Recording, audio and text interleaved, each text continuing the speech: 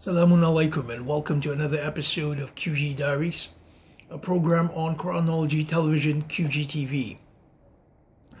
Today marks the 10th day of Ramadan 2015, and today I'd like to speak about one of my most favorite subjects in Quran, and that is Quranic personalities.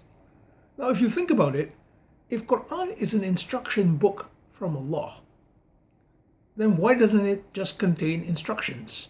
Why does it also contain stories of these personalities?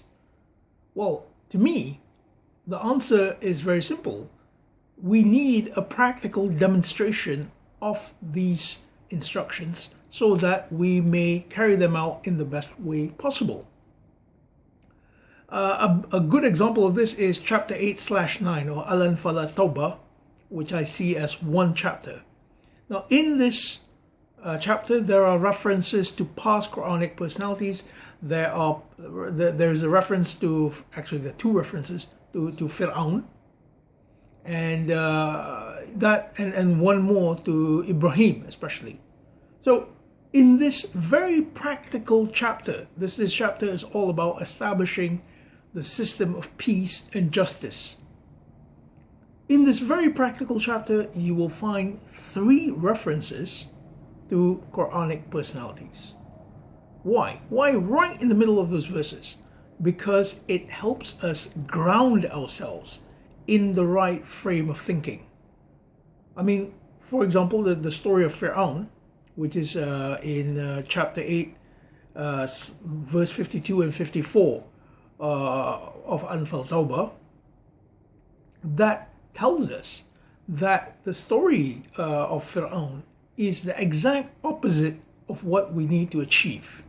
So while Quran tells you how to establish peace and justice, Fir'aun gives you the antithesis of that. It tells you what not to do, basically. And that's the purpose of Quranic stories.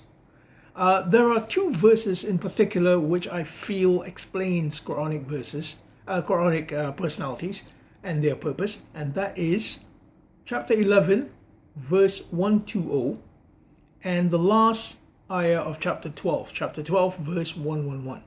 Now these 2 verses, they help explicate why we need to study these personalities. For example, chapter 11, verse 120 says that these personalities give stability to our minds.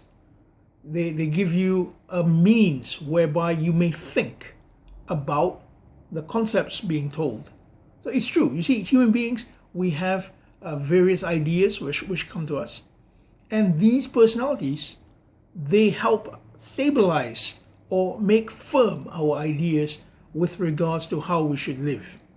Another characteristic of these stories mentioned in those verses is that they are rahmah. Rahmah means a place of evolution, i.e. you can grow through these ideas. Another description in chapter 12, verse 111 is that they are tafsil kulli shay, or the detailing or elucidation of everything. So in other words, whatever God wants you to know, it is in those stories. You don't need to know anything else with regards to human philosophy. Obviously, it will be subject to your interpretation. I'm not saying just because you have the Quran, you have all the answers. No, it doesn't work like that. You do have to actually study it. So my advice would be, when you study Quranic personalities, remember that these stories are completely relevant to your lives.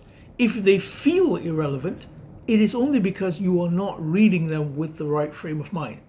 One of the greatest pitfalls, in my opinion, is ascribing miracles to these personalities. I mean, if we believe that these personalities conjured up miracles, then we cannot possibly emulate them, or it would be possibly very difficult to emulate them.